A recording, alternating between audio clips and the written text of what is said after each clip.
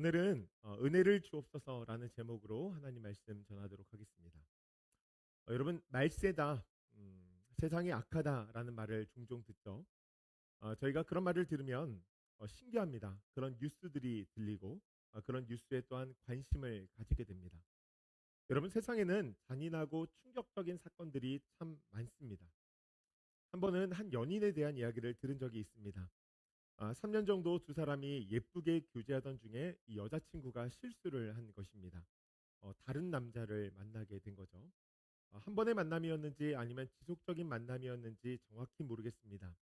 중요한 것은 이 여자친구가 소위 바람이 났고 이 남자친구가 그것을 알게 되었다는 거예요.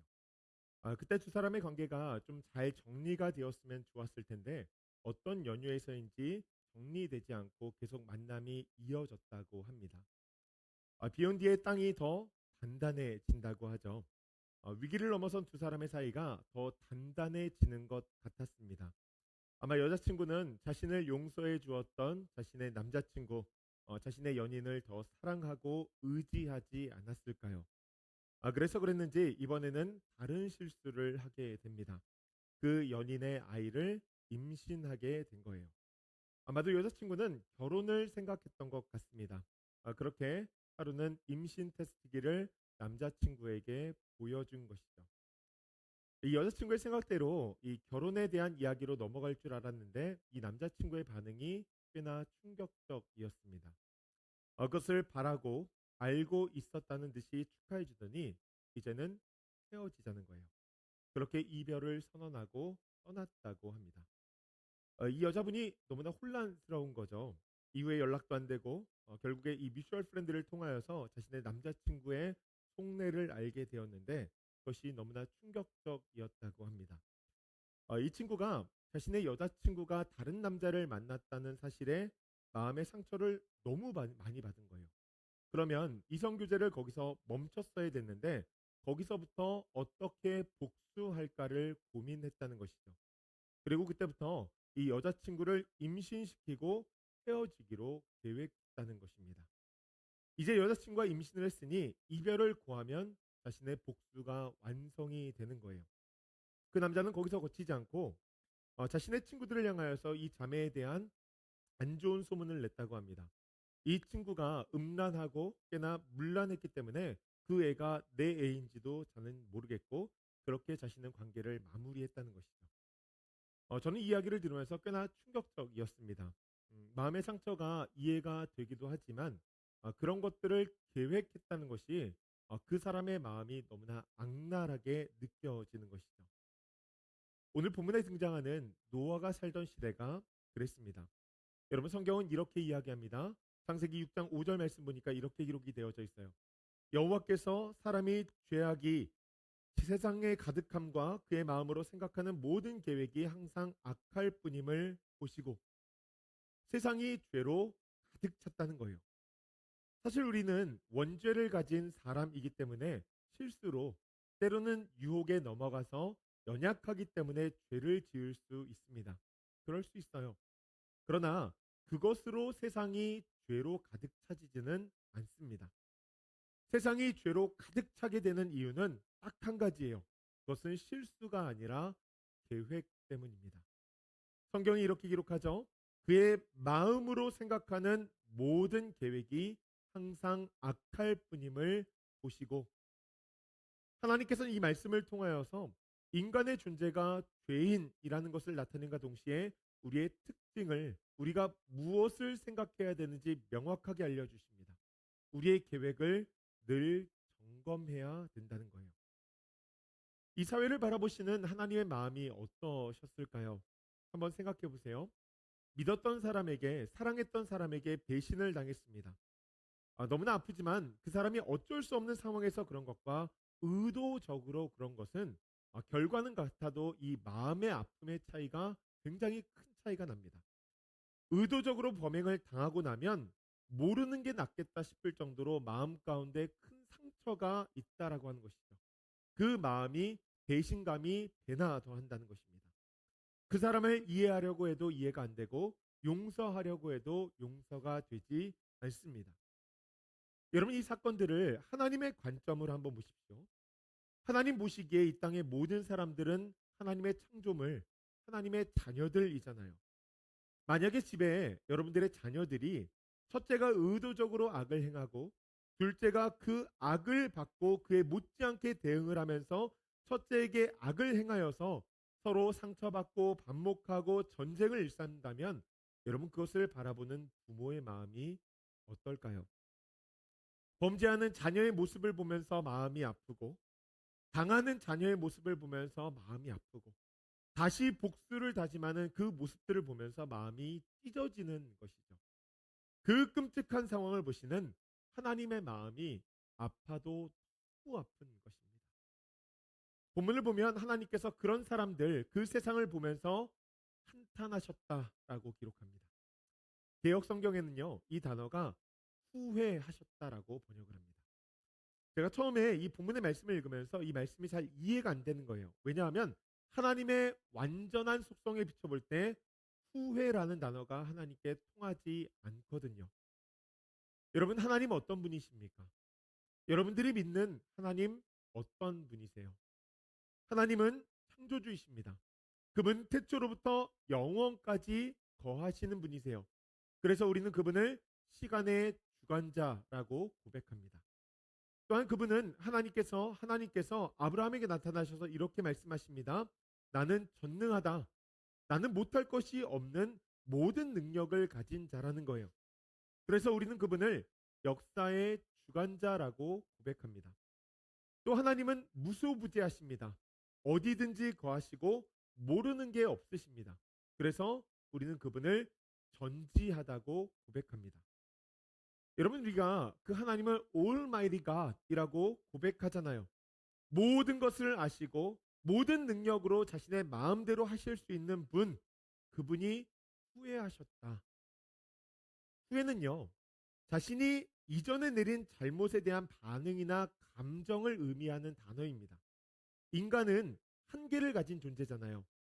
A를 선택하고 B의 결과값을 기대하지만 그 결과가 어떻게 나올지 모르는 존재입니다. 그러니 때로는 선택하지 말아야 할 것을 선택해서 예상치 못한 결과를 보고 마음 아파하고 눈물을 흘리는 것이 우리의 모습이지 않습니까? 여러분 혹시 일생을 살아오면서 삶 가운데 후회되는 일이 있으십니까? 한 번은 제가 성경 공부를 시작하면서 이런 질문을 드렸습니다. 혹시 살면서 후회되는 일이 있으셨어요? 이 오프닝 시간이니까 저는 일상적이고 좀 영적이고 간단한 답을 기대했습니다. 뭐 예를 들면 제가 시카고에서 사역을 하면서 한 청년이 교회 목사님이 오셔서 참 좋다고 저에게 샌드위치를 사줬습니다. 저는 근데 그걸 먹는데 너무 맛있는 거예요. 인생을 살면서 30년 만에 샌드위치가 맛있다라는 것을 알게 되었습니다. 그걸 먹는데요. 와, 좀 더 빨리 알았더라면 이라는 마음의 후회가 되는 거예요. 여러분 이런 일상적인 나눔 얼마나 좋아요. 때론 이렇게 영적인 나눔을 할 수도 있겠죠. 하나님을 늦게 만난 것이 참 후회가 되어집니다. 조이풀 교회를 목사님을 이제서야 만난 것이 후회가 됩니다. 이래야 시작할 때 좀 화기애애한데 한 집사님께서 헐헐이 생각을 하시더니 진짜 후회스럽게 다크한 얼굴로 이런 말씀을 하시는 거예요. 자신이 예전에 만났던 오빠가 있는데 그 오빠가 결혼을 하자 그랬는데 자신이 거절했다는 거예요. 그리고 지금 사는 남편이랑 결혼을 했는데 그 선택이 후회가 된다는 거예요. 그 이야기를 듣는데 순간 벌떡 일어나서 화장실을 가고 싶은 거예요. 난 모르겠다. 부부 사이 가운데 여러분 어떤 스토리가 있었는지 잘 모르겠지만 물론 상처가 많은 거죠. 그래서 그날 성경 공부는 시작도 못하고 이제 그 딥하게 들어간 이야기를 하느라고 그 시간을 통해서 물론 그분은 치유와 회복을 맛보았습니다. 여러분 혹시나 그런 생각 가운데 사로잡혀 있다면 이렇게 선언해야 될 줄 믿습니다. 한번 따라해 보세요. 내가 예수의 이름으로 명하노니 사단아 물러가라. 네, 아멘. 여러분 내 옆에 있는 배우자가 나의 최선의 선택인 줄 믿으시기 바랍니다. 여러분 우리는요 사실 매 순간 고민하면서 최고의 선택을 하지만 후회하는 것이 일상이라는 거예요. 그것이 인간이라는 존재입니다. 그런데 하나님께서 후회하셨다. 이것은 말이 안 되는 거죠. 마음의 질문이 있어서 이 성경의 원어를 찾아보니까 이 단어가 이런 의미를 가지고 있어요. 통곡할 만큼 아픔이 있었다. 그러니까 일어나지 말아야 할 것들을 보게 되었고 그것을 보는 하나님의 마음이 너무 아팠다는 거예요. 여러분, 세상에 놓여진 노아의 삶을 가만히 생각해 보십시오. 그의 삶이 어땠을까요? 제가 그 노아의 삶을 가만히 묵상하는데 오늘 우리가 사는 이 세상도 노아 시대와 별반 다르지 않은 거예요. 우리도 계획되고 의도된 악행이 가득한 세상에서 살고 있다는 것입니다. 여러분, 그런 세상 가운데에서 어떻게 살고 계십니까? 이 세상을 살아가는 세 가지의 방법이 있는 것 같아요. 첫째로는 그들과 동일한 사람으로 살아가는 것입니다. 그들에게 당하지 않기 위해서는 나름대로 동일한 능력을 가지고 있어야 되겠죠. 그들이 사는 삶의 방식, 나도 동일하게 그렇게 타인을 대하며 살아가는 것입니다. 의도된 악행까지는 아니어도 그 사람들의 악행에 당하지 않기 위해서 그 사람들과 비슷한 이기적이고 방어적인 삶의 태도를 취하며 살아가는 거예요. 두 번째로는 그들보다 뛰어난 힘과 능력을 얻는 것입니다. 계획되고 의도된 악행에 당하지 않기 위해서는 그것을 방어하고 더 나아가 공격할 수 있는 능력이 있어야 되겠죠. 의도된 악행에 당하지 않기 위해서 먼저 선수를 치는 것입니다. 그래서 더욱더 강한 힘과 능력을 가지고 살아가는 거예요.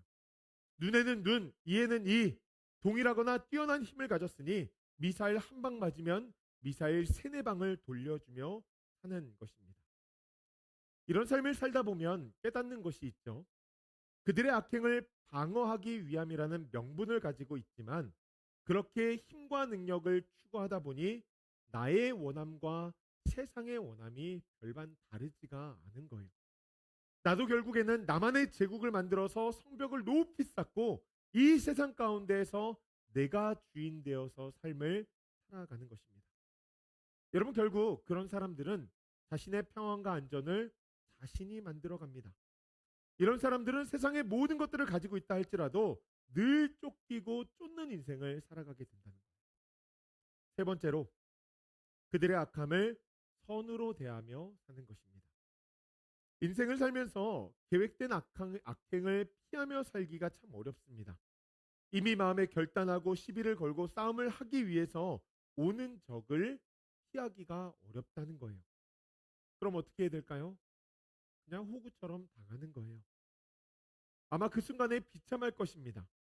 그때마다 앞에 나는 이 두 가지의 삶의 방식, 그런 생각, 그런 마음, 여러분, 그것이 우리의 육신을 모두 사로잡을 것입니다.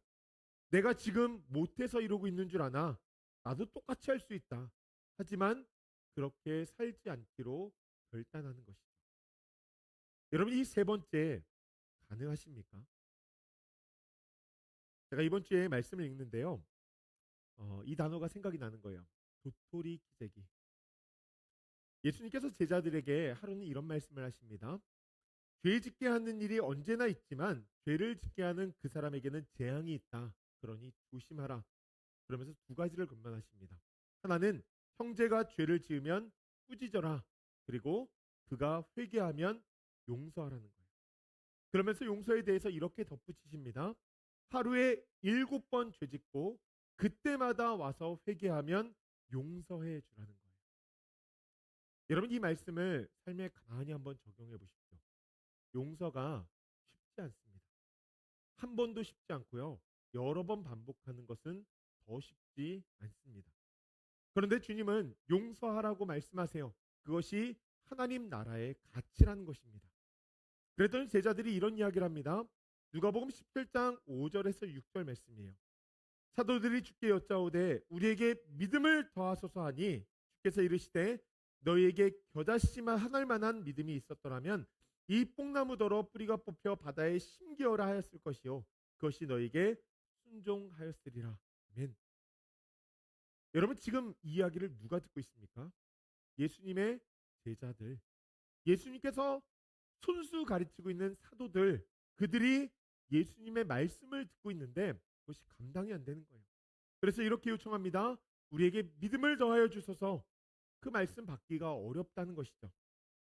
그랬더니 주님께서 이렇게 말씀하세요. 너희에게 겨자씨 한 알만한 믿음이 있었더라면. 저는 여기서 이 문구가 제 마음 가운데 확 새겨졌습니다. 너희에게 겨자씨 한 알만한 믿음이 있었더라면. 이 말씀을 한 주간 동안 계속 곱씹게 되어지는데 이 말씀이 저에게 너무 충격적인 거예요. 주님께서 이렇게 말씀하신 거예요. 너희들에게 겨자씨 한 알만한 믿음이 없구나. 끝난 거 아닙니까? 여러분, 이것을 우리가 앞서 봤던 세 가지 삶의 형태에 넣어 보십시오. 예수님의 제자들도 계획된 범행에 대해서 선으로 대하며 살아가기가 어려웠다는 거예요. 전 이 말씀을 묵상하면서 제 자신을 한참을 돌아봤습니다. 여러분, 그래도 제가 우리 교회에서는 말씀을 제일 많이 보고 묵상도 제일 많이 하고 기도도 제일 많이 하고 그런다고 믿습니다. 그래서 저는 웬만한 크리스천들보다 제가 낫다고 늘 생각하고 살거든요. 그런데 주님께서 이렇게 말씀하시는 거예요. 하나를 못하는 거나 99를 못하는 거나 똑같다. 너도 다를 바 없어. 너에게 겨자씨 한 알만한 믿음, 그게 없다는 거예요. 교만하지 말라고 뼈를 때리는 것 같은 메시지를 주십니다. 여러분, 사실 우리 모두 비슷합니다. 누군가가 조금 더 믿음이 있어 보이지만 별반 다르지 않다는 거예요. 계획된 믿음, 계획된 번행 가운데에서 당하고 막 비참해하고 마음 아파하고 또한 복수하고 싶은 그 마음이 가득한 사람이 우리라고 하는 것입니다. 노아도 그랬을 것 같아요. 노아라고 뭐 별반 달랐겠습니까? 그런데 오늘 본문을 보니까 노아의 삶 가운데 다른 점이 딱 하나 있습니다. 여러분, 그래서 그가 방주에 들어간 거예요. 본문은 그 이유를 딱 한 절로 이야기합니다. 창세기 6장 8절 말씀입니다. 우리 한번 같이 읽어볼까요? 그러나 시작. 그러나 노아는 여호와께 은혜를 입었더라. 아멘. 여러분, 이 말씀이 여러분들의 삶이 되어지기를 간절히 축복합니다. 여기다가 여러분들의 이름 넣어서 한번 읽어볼까요? 그러나 시작. 그러나 시온이는 여호와께 은혜를 입었더라. 아멘. 하나님의 은혜를 입는 우리 조이필교회 성도들 되어지기를 간절히 축복합니다. 악을 이길 수 있는 힘이 어디 있어요? 내 힘과 내 노력과 내 의지가 아니라 하나님의 은혜라는 것입니다. 하나님께서 말씀을 주실 때 열린 마음으로 그 말씀을 받고 그 말씀에 감동이 되어지고 은혜를 받는 거예요. 그렇게 하나님을 사모함으로써 매일같이 주님과 동행하며 살아가는 것입니다. 제가 지난주에 성경 공부하는데 제가 엄청 큰 감동을 받았습니다. 한 성도님이 그 마음에 얼마나 감동을 했는지요. 이 말씀을 듣기 위해서 매주마다 그 말씀을 녹음했다는 거예요. 얼마나 하나님과 동행하고 싶은 사모하는 마음이 있으면 주님과 동행하길 소원하는 마음으로 그 말씀을 레코딩을 했겠어요. 그걸 보는데 제 마음이 그분을 향해서 쏟아지는 거예요. 여러분, 그게 은혜가 아닙니까? 은혜가 임하면요, 겨자씨 한 알만한 믿음을 가지게 되는 거예요. 세상의 악함 가운데 선으로 대응하며 삶을 살아갈 수 있게 된다고 하는 것입니다. 성경의 믿음의 사람들을 가만히 보십시오. 그들이 무엇인가 인격이 엄청 뛰어나서 여러분 그렇게 산 거 아니에요. 딱 한 가지 그들의 삶 가운데 탁월함이 있었다라고 한다면 그것은 바로 겨자씨 한 알만한 믿음을 가지고 하나님 앞에 은혜를 구했다라고 합니다. 하나님께서 그렇게 간구하는 자에게 은혜를 주셨다는 거예요. 초대교회에서 7 집사님을 선출했습니다. 그 중에 우리가 잘 아는 스테반 집사님. 그분이요, 성경에 굉장히 조예가 깊으신 분이었어요. 복음을 전했더니 유대인들이 화가 너무 난 거예요. 그래서 스테반 집사님을 막 돌로 죽이려고 돌을 막 던졌습니다. 여러분, 그러면 만약에 돌이 막 날라오면 방어하기 위해서 막을 수 있고 또 슛은 옆에 돌들 얼마나 많아요. 던졌으니까 나도 이렇게 한 번씩 던질 수 있고. 여러분, 그게 우리의 마음이고 우리의 모습이잖아요. 그런데 그분이요, 절대로 그들의 방식으로 되받아치지 않습니다. 그분의 마지막 고백이 사도행전 7장 59절 말씀인데요. 우리 한번 같이 읽어볼까요? 그들이 돌로 스데반을 치니 스데반이 부르짖어 이르되 주 예수여 내 영혼을 받으시옵소서 하고 무릎을 꿇고 크게 불러 이르되 주여 이 죄를 그들에게 돌리지 마옵소서, 이 말을 하고 아니라. 돌을 맞고 핍박을 당하고 고통을 당하는 순간 가운데서도 용서했다는 거예요. 7번 용서하고 또 회개하면 용서하라. 거기서 넘어가서 회개하지 않았는데도 용서하는 마음을 가졌다는 것입니다. 여러분, 스데반이 왜 그랬을까요? 단 하나, 은혜 받아서 그래요. 그러니 마지막 순간까지 예수님을 바라보게 되어진 것이고, 그 예수 그리스도의 말씀을 붙잡고 십자가의 길을 걷게 된 것입니다. 그들이 악함으로 내 삶 가운데 침범했을지라도 그들을 위해서 기도하는 거예요. 여러분, 이것이 은혜를 통해 일어난 역사라는 것입니다. 계획된 악행이 가득한 이 세상 가운데에서 여러분, 어떤 삶을 살고 계십니까? 어떤 삶을 소망하세요? 저는 개인적으로 인간적인 마음이 항상 앞서서 때로는 첫 번째와 두 번째의 삶을 살고 싶을 때가 너무나 많습니다. 그래야 억울하지 않을 것 같아요. 아마도 여러분들도 저와 비슷하실 것 같아요. 실제로도 그런 삶이 순간순간 보여지고 있죠. 손해보고 싶지 않고 세상 가운데서 호구되고 싶지 않은 것입니다. 그런데 은혜를 받으면 달라지는 거예요. 제가 지난주에 한 성도님과 이야기를 나누는데 너무나 귀하다라는 생각이 들었습니다. 그분이 아마 이제 A와 B의 길을 놓고서 좀 고민 중이신 것 같아요. 그래서 저한테 이런 이야기를 하는 거예요. 목사님, 저는 A와 B라는 선택 앞에 서 있습니다. 아무리 제가 생각을 해도 A가 참 좋아 보입니다. 그래서 마음이 그쪽으로 기울었어요. 그런데 저는 하나님께서 원하시는 선택을 하고 싶어요. 목사님, 그것을 위해서 기도해 주세요. 제가 가만히 들으면서 생각을 해보니까 인간적으로 그분이 A를 선택하는 것이 맞습니다. 아마 100명에게 물어보면 100명이 A를 선택하라고 할 것 같아요. 그런데 하나님께서 원하시는 선택을 하고 싶다는 거예요. 그래서 제가 너무나 감사해서 함께 기도하는데, 기도하는 순간에 이 말씀이 떠올랐습니다. 그래서 이 말씀을 좀 같이 읽자고 하고 함께 읽었는데, 요한일서 3장 16절의 말씀이에요.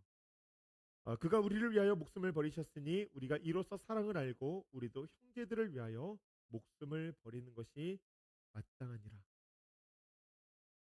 하나님의 뜻이 어디 있습니까? 예수 그리스도의 마음을 안다면 내가 아니라 타인을 위한 삶을 살아야 한다는 거예요. 전 여기에 우리도 형제들을 위하여 할 때 형제가요, 오늘 본문에 등장하는 계획된 의도된 악행을 저지르는 사람이 아닐까라는 생각이 들었습니다. 예수님을 조롱하고 예수님을 핍박하고 예수님을 십자가에 못 박아 죽인 사람들, 예수님은 그들을 위해서 십자가를 지고 돌아가셨거든요. 그 예수님처럼 자기를 부인하고 십자가를 지고 살라는 것이죠. 여러분, 계획된 악행이 판치는 시대 가운데에서 노아가 어떤 삶을 살았을까요? 하나님께서 바라시고 원하시는 삶을 살았을 거예요. 그것이 무엇이냐면 로마서 12장 17절 말씀입니다. 우리 한번 같이 읽어볼까요? 아무도 시작. 아무도 악을 악으로 갚지 말고 모든 사람 앞에서 선한 일을 힘써 행하십시오. 아멘. 아무도 악을 악으로 갚지 말고 모든 사람 앞에서 선한 일을 힘써 행하십시오. 여기 로마서에서 의미하는 악함은요, 생명을 위협하는 악함입니다. 믿음을 가졌다는 이유 하나만으로도 로마 군사들에게 생명의 위협을 받으며 그들이 살았다는 거예요. 그런 상황 가운데서도 악을 악으로 갚지 말라는 거예요. 여러분, 사실 이들이 살았던 시대에 비하면 우리는 조금 나은 시대에 살고 있지 않습니까? 누군가 내 마음을 상하게 하고 감정을 상하게 하고 물질적인 손해를 줄지라도 우리의 생명의 위협을 가하지는 않잖아요. 그러니 그 사람들에게 악을 악으로 갚지 말라는 거예요. 이 말씀이 이런 의미 아닙니까? 노아가 살았던 그 시대의 사람들처럼 그 세상의 분위기, 그 악행에 휩쓸리지 마라. 악으로 악을 갚기보다는 선한 일을 힘써 행하는 사람들이 되어라. 그래서 주님께서 우리에게 이렇게 말씀하시죠. 선을 행하되 낙심하지 않고 인내하면서 꾸준히 선을 행하라고 말씀하시는 거예요. 그것이 믿음의 삶이라는 것입니다. 여러분 이것은요. 우리의 힘으로, 우리의 노력으로, 우리의 의지로 절대 되지 않습니다. 노아도 안 되었을 거예요. 그러나 그가 세상에 휩쓸리지 않고 살아간 이유는 딱 하나예요. 여호와께 은혜를 얻었기 때문입니다. 여러분 그 은혜를 사모할 수 있는 주의 백성들 되어지기를 간절히 소원합니다. 말씀을 마무리합니다. 저는 최근에 구원받았다는 것이 무엇일까? 이 크리스천의 삶에 대해서 참 여러 생각을 합니다. 하나님께서 우리를 부르시고 하나님을 알게 하시고 하나님의 자녀 삼아 주시고 하나님 나라의 시민으로 살게 하셨는데, 그럼 분명히 우리의 삶은 무엇인가 세상과 조금은 다른 삶을 살아야 하는데 이것이 쉽지가 않은 것이죠. 믿는다고 믿는데 이것이 진짜 믿음의 삶인가? 믿음의 삶이라고 고백하기에는 성경에 기록된 것과 나의 삶이 너무나 격차가 있어 보이고, 또한 세상과 비교해 보면 세상과는 크게 다르지 않아 보이거든요. 여러분 이런 고민하십니까? 저희가 짐에 가서 운동을 하면 몸에 살이 빠지고 근육이 붙고 힘도 세지고 몸도 예뻐지잖아요. 여러분 이것을 3개월만 해도 그런 변화가 일어나는데, 우리는 지금 이 신앙생활을 몇십 년을 하고 있는데 마음의 생각과 입술이 또한 행동이 변화되지 않는 이유는 무엇일까? 가끔은 일어선 것 같은데 다시 주저앉는 이유는 무엇일까? 노력하면서 산다고는 사는데 세상과 별반 다를 바 없는 마음보를 가지고 있는 것이 무엇일까? 그래서 말은 안 하지만 누군가가 옆에 있는 사람에게 톡 쏘아오는 걸 보면 마음이 엄청 시원하지 않습니까? 여러분 왜 그렇습니까? 매일같이 하나님께서 공급해 주시는 그 은혜를 얻지 못해서 그러는 거예요. 매일같이 예수 그리스도의 십자가의 은혜에 젖어 있어야 되는데 그 십자가에 자신을 못 받고 나는 죽고 예수 그리스도가 우리 안에 살아가야 되는데 매일 삶 가운데서 그 은혜의 순환이 잘 이루어지지 않는 거예요. 우리의 연약함 때문이기도 그렇고 사단이가 계속 힘들게 하는 건 여러분 사실 말할 것도 없어요.